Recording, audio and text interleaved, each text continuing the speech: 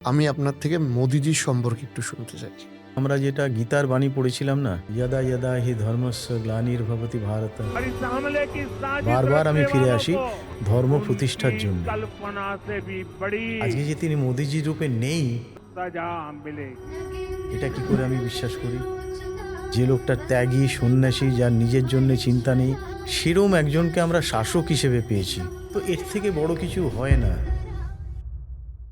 তার নেতৃত্বে এই দল যখন ক্ষমতায় এসেছে পশ্চিমবঙ্গে, প্রথমেই আমি শ্রীরামপুরের বিধায়ক হিসেবে সবাইকে আমি এটা বলতে চাই যে আইনের শাসন আসুক, শাসকের আইন নয়।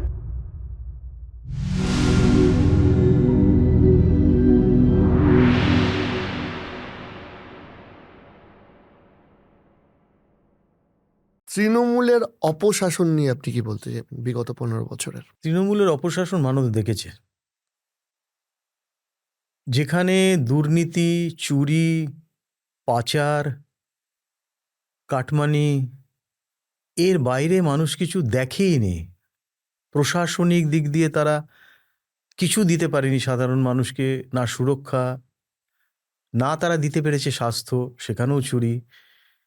শিক্ষক, তারা রাস্তায় শুয়ে কাঁদছে কারণ তাদের চাকরি চুরি করে নেওয়া হয়েছে টাকার বিনিময়ে। তো এরম একটা সরকারের হয়ে যারা আজকে প্রতিনিধিত্ব করেছেন, তার মধ্যেই ছিলেন আমাদের শ্রীরামপুরের আমার বিরোধী পক্ষ, একজন শিক্ষিত ব্যক্তি, মার্জিত ব্যক্তি, স্বীকার করছি আমি। এক কথায় বলতে গেলে right person in the wrong place. BJP আসার পর বিরোধীদের কাজের পরিসর কতটা থাকবে? আগে যে দলটি রাজনৈতিক দল হিসেবে ক্ষমতায় ছিল, আমি আদৌ তাদের রাজনৈতিক দল বলে মনে করি না, কারণ তাদের কোনো রাজনৈতিক দিশা, কোনো দশা, কোনো নীতি, কোনো পরিকল্পনা কিছুই ছিল না। তারা শুধু এসেছিল কামাবার জন্যে। আজকে যে বিজেপিকে মানুষ দেখছে, সেই বিজেপি সারা ভারতবর্ষ পরিচালনা করছে নরেন্দ্র মোদীজির নেতৃত্বে। এমন একজন ব্যক্তি যাকে আজকে আমেরিকা থেকে আরম্ভ করে জার্মান, ব্রিটেন, ফ্রান্স সবাই চাইছে যে কে আগে নরেন্দ্র মোদীর কাছে যাবে। ওয়ার্ল্ডের সব থেকে পপুলার সব থেকে পপুলার নেতা, তার নেতৃত্বে এই দল যখন ক্ষমতায় এসেছে পশ্চিমবঙ্গে, যিনি বারবার বলেছেন ডাবল ইঞ্জিন সরকার, তো মানুষ এবার দেখবে যে আসল পরিচালন ব্যবস্থা, গুড গভর্নেন্স কি, এবারে আমরা সেটা দেখাতে পারবো। এবং সব থেকে বড় কথা হচ্ছে, যেটা প্রথমেই আমি শ্রীরামপুরের বিধায়ক হিসেবে সবাইকে আমি এটা বলতে চাই, আমার যারা নির্বাচক মণ্ডলী, যারা আমায় ভোট দিয়ে জিতিয়েছেন, যে আশায় জিতিয়েছেন যে এখানে একটা ল অ্যান্ড অর্ডার সিচুয়েশন ঠিক হোক, আইনের শাসন আসুক, শাসকের আইন নয়, সেটা আগামী কাল থেকে বলবৎ হবে, এটা আমি তাদের কাছে আজকে থেকে গ্যারেন্টি দিয়ে গেলাম। এটা ভাস্কর ভট্টাচার্যের গ্যারেন্টি, মোদির নয়। মোদিজির কথা উঠলো, আপনার সাথে সব মানে সভাতেও নিশ্চয়ই দেখা হয়েছে। আপনার প্রচার সভাতে আপনাকে বেশ কয়েকবার আমি মোদিজির সাথে দেখেছি। নরেন্দ্র মোদিজিকে বেশ বেশ কিছুটা কাছ থেকে দেখলেন। আমি আপনার থেকে মোদিজির সম্পর্কে একটু শুনতে চাই। দেখুন, মোদিজির সম্পর্কে তো আমি পড়েছি অনেক, বলতে গেলে অনেক সময় লাগবে। আমার যেটা মনে হয়, এক একটা সময় আমরা যেটা গীতার বাণী পড়েছিলাম না, যে यदा यदा हि धर्मस्य ग्लानिर्भवति भारत अभ्युत्थानम् अधर्मस्य तदात्मानं सृजाम्यहम् পরিত্রাণায় সাধুনাং বিনাশায় চতুষ্কৃতাম ধর্ম সংস্থা পুনর্থায় সম্ভবামি যুগে যুগে। বারবার আমি ফিরে আসি ধর্ম প্রতিষ্ঠার জন্যে। তো ভগবান কিভাবে আসে? মানুষের রূপেই তো আসবে। পৃথিবীতে আসতে গেলে মানুষের রূপেই আসতে হবে। আজকে যে তিনি মোদিজির রূপে নেই, এটা কি করে আমি বিশ্বাস করি?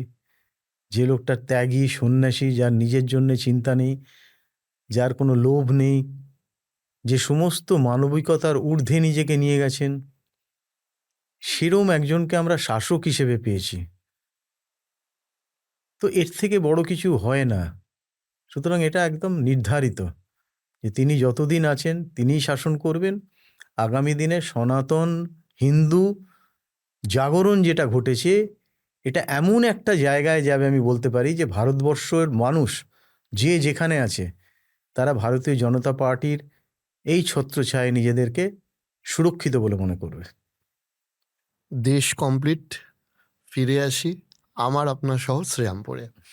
শ্রীরামপুর নিয়ে আমাদের নতুন বিধায়ক ভাস্কর ভট্টাচার্য মহাশয় কি ভাবছেন, আমরা শ্রীরামপুরবাসী আপনার থেকে কি এক্সপেক্ট করতে পারি? 2016 যখন আমি নির্বাচন লড়েছিলাম তখন আমার যেটা প্রথম সংকল্পপত্রে ছিল, আজও সেটা আমার প্রথম সংকল্পপত্রের পয়েন্ট, শ্রীরামপুরকে আমি পর্যটন মানচিত্রে নিয়ে আসার চেষ্টা করব। যেটা শ্রীরামপুর ডিজার্ভও করে। ডিজার্ভ করে। এত পুরনো শহর, শ্রীচৈতন্যদেবের পাদস্পর্শ, মাহেশের জগন্নাথ মন্দির, ক্রিশ্চান মিশনারিজদের এত বড় একটা কলেজ, শ্রীরামপুর কলেজ, যার লাইব্রেরি এশিয়ার দ্বিতীয় বৃহত্তম, এবং আরও যে অন্যান্য জায়গা আছে, প্রথম মুদ্রিত পত্রিকা যেখানে বাংলা হরফ প্রথম হয়েছিল।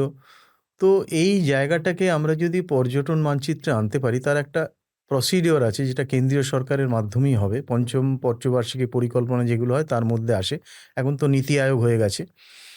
আমি চেষ্টা করব সেটাকে রিপ্রেজেন্ট করা কেন্দ্রীয় সরকারের কাছে।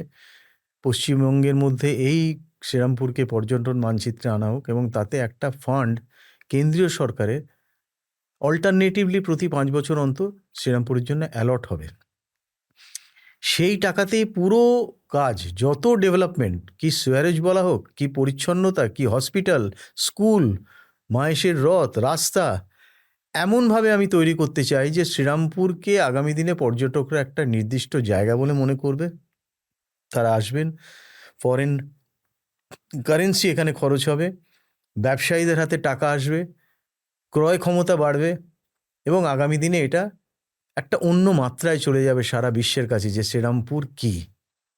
এটা যদি করতে পারি, এটাই আমার প্রথম কাজ। মানে আপনি বললেন, তাই আমাদের তরফ থেকে একটা দাবি রইল যে শ্রীরামপুরে এতটা অংশে একটা গঙ্গা রয়েছে, গঙ্গার সৌন্দর্যের জন্য যদি কিছু করা যায় সেটা হবেই। আমাদের কাছে অনেক গর্বের হবে। শ্রীরামপুরের সৌন্দর্য হওয়ার মানে তো গঙ্গা, গঙ্গার সৌন্দর্য। সেখানে স্পোর্টস অ্যাক্টিভিটি, একদমই তাই। সব কিছু হতে পারে। সব নির্ভর করছে এই পর্যটন মানচিত্রের উপর। একদমই তাই। আমি আরেকটা খুব গুরুত্বপূর্ণ বিষয়ে আসব, যেটা হয়তো মানে যেটা এই ভোটের সাথেও রিলেটেড। পানিহাটি কেন্দ্রে রত্না দেবী জিতেছেন, অভয়ার মা জিতেছেন। আমি শুধু একটা কেন্দ্র বলছি না, আমি বলছি গোটা রাজ্যে নারী নিরাপত্তা একটা প্রশ্ন চিহ্নের মুখে পড়েছিল। আমরা এরকম ঘটনাও দেখেছি যে তৃণমূলের ছাত্রনেতা তারই ল কলেজে, সেই কলেজেরই ছাত্রীকে, তার বিরুদ্ধে ধর্ষণের অভিযোগ উঠেছে। নারী নিরাপত্তা একটা বিরাট বড় ইস্যু আজকের পশ্চিমবঙ্গে।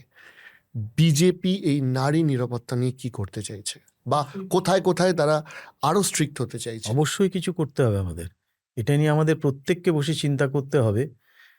কলকাতার সেই দিন, যেদিনকে রাত্রি জেগে মানুষ দৃঢ় সংকল্প হয়ে কঠিন একটা সিদ্ধান্ত নিয়েছিল, তারই প্রতিফলন ঘটেছে অভয়ার মার জেতার মধ্যে দিয়ে।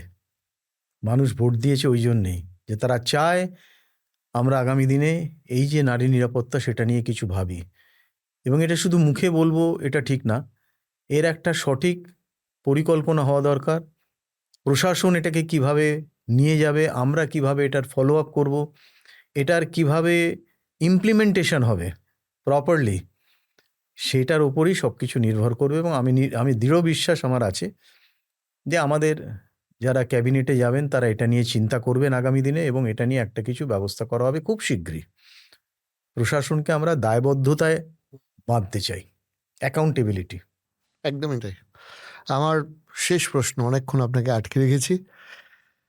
দেখুন, এই রাজনীতিবিদ বা এগুলোর বাইরে আপনার সাথে মানে আমার যে বাবার বন্ধুত্ব, সেটা সূত্রপাত হচ্ছে গান। এবার আমি আপনাকে ভোট প্রচারে হোক বা ভোট প্রচারের আগেও হোক, আমি বারবার গান গাইতে দেখেছি।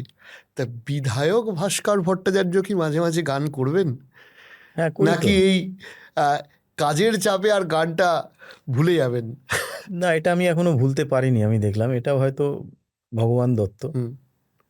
আমি গাই, এখন প্রয়োজনে গাই, যেরম মনে হয় সেরম গাই, নিজের মতো করে। ভালো মন্দ আমি জানি না, যে শ্রোতা সে বুঝবে যে কি ভালো হলো কি খারাপ হলো। প্রচারে সব থেকে মজার কি এক্সপিরিয়েন্স একটু যদি শেয়ার করেন। প্রচারে মজার এক্সপিরিয়েন্স বলতে আমি কিছু কিছু জায়গায় গেছি, আমাকে ধরে গান গাইতে বসিয়ে দেওয়া হয়েছে। তো আমি গান গেয়েছি, রবীন্দ্রসঙ্গীত গেয়েছি। একটা জায়গায় আমরা দেখলাম যে বাংলা নববর্ষ হচ্ছে, সেখানে আমি গেলাম।